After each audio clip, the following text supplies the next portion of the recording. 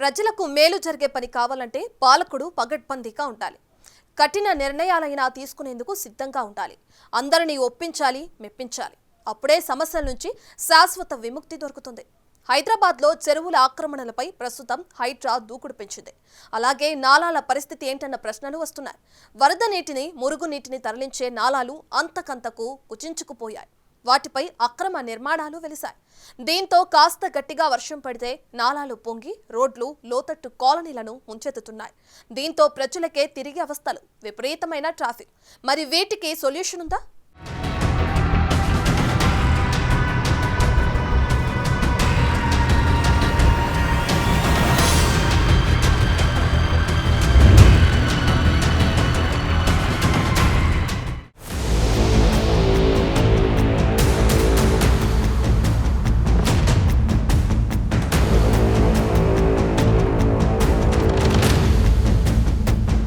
ఓ study ప్రకారం హైదరాబాద్ లో 5% జనాభాకు వరదలతో హై రిస్క్ ఉంటోంది.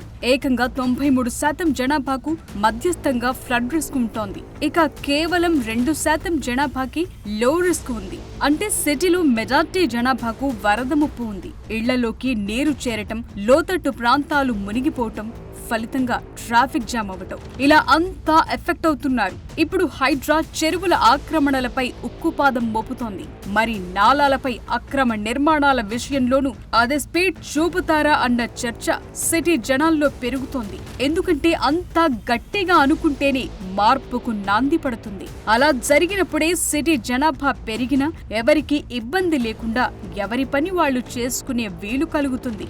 లేదంటే ఇదిగో ఇంకెన్నాళ్లైనా ఇలాగే ఉంటుంది.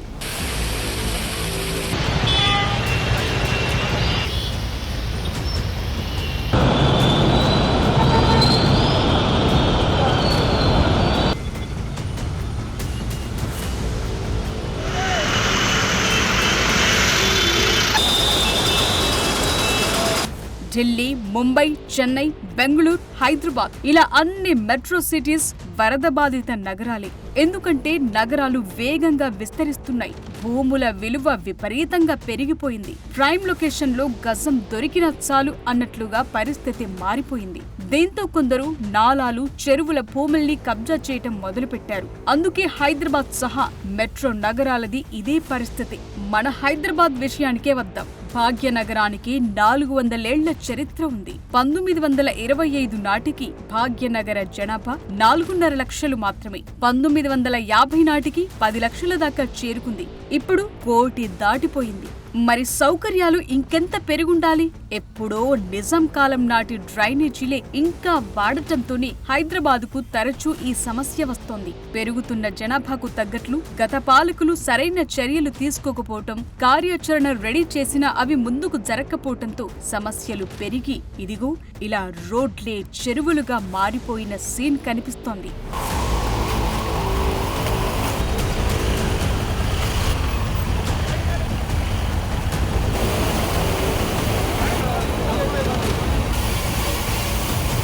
హైదరాబాద్లో చిన్న చినుకులకే వ్యవస్థ ఆగమైపోతోంది. కేవలం 2 సెంటీమీటర్ల వర్షపాతాన్ని తట్టుకునే డ్రైనేజీ వ్యవస్థ మన దగ్గరుంది. చాలా చోట్ల మురుగునీళ్లు, వరద వెళ్లేందుకు ప్రత్యేక వ్యవస్థలు లేవు. 2 ఒకే ప్రవాహంలో వెళ్లటమే. అసలు హైదరాబాద్ పరిస్థితి వానాకాలంలోనే తెలుస్తుంది. సిటీలో 10 సెంటీమీటర్లకు పైగా ఏకధాటిగా వర్షం కురిస్తే అంతే సంగతి. మరి ఇది ఈ ఒక్క రోజులో జరిగింది కాదు.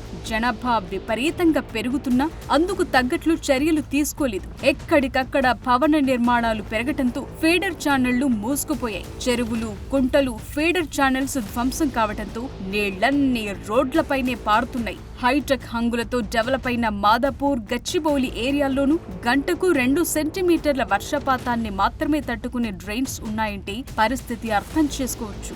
అందుకే ఎక్కడ రోడ్లపై వర్షం నీళ్లు నిలిచినా గంటల కొద్దీ ట్రాఫిక్ జామ్లు హైదరాబాద్లో కామన్ అయ్యాయి. గంటలు గడిస్తే గాని డెస్టినేషన్ చేరుకోలేని పరిస్థితి.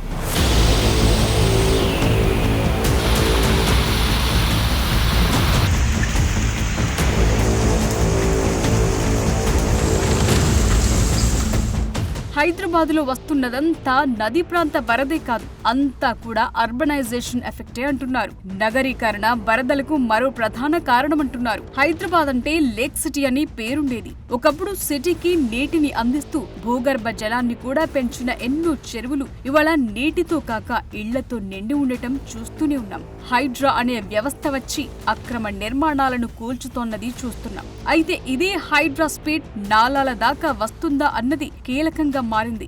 రాజధానిలో భూముల విలువ విపరీతంగా పెరగటంతో నాలాలు చెరువులే రాజమార్గంగా కబ్జాదారులకు కనిపిస్తున్నాయి. దీంతో చెరువుల్లోకి వెళ్లాల్సిన వర్షపు నీరు రోడ్లపైకి, ఇళ్లలోకి చేరి నగరాన్ని ముంపు ముంగిట్లోకి తెచ్చాయి.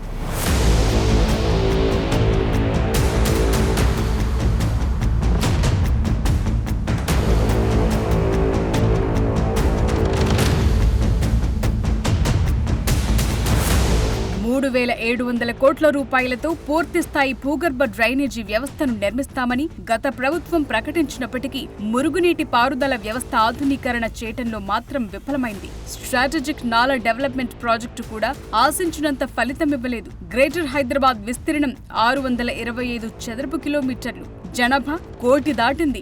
నగరంలో రోజు 1400 మిలియన్ లీటర్ల మురుగునీరు ఉత్పత్తవుతోంది. ఇందులో 700 మిలియన్ లీటర్ల మురుగునీటిని జలమండలి ఎస్టీపీల్లో శుద్ధి చేస్తోంది. మిగతా మురుగునీరు ఎలాంటి శుద్ధి ప్రక్రియ లేకుండానే సమీప చెరువులు, మూసీలో కలుస్తోంది.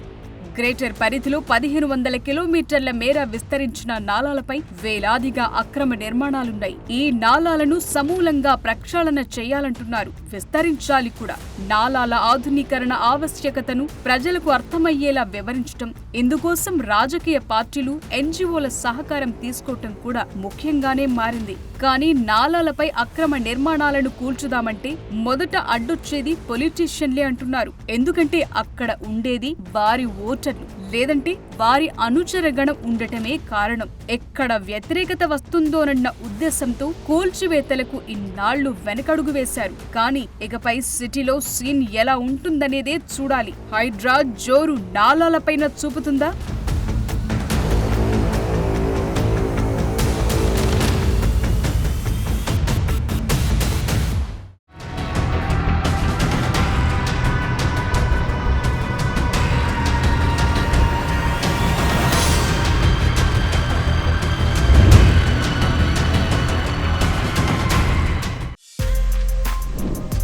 For more videos like this, subscribe Big TV channel.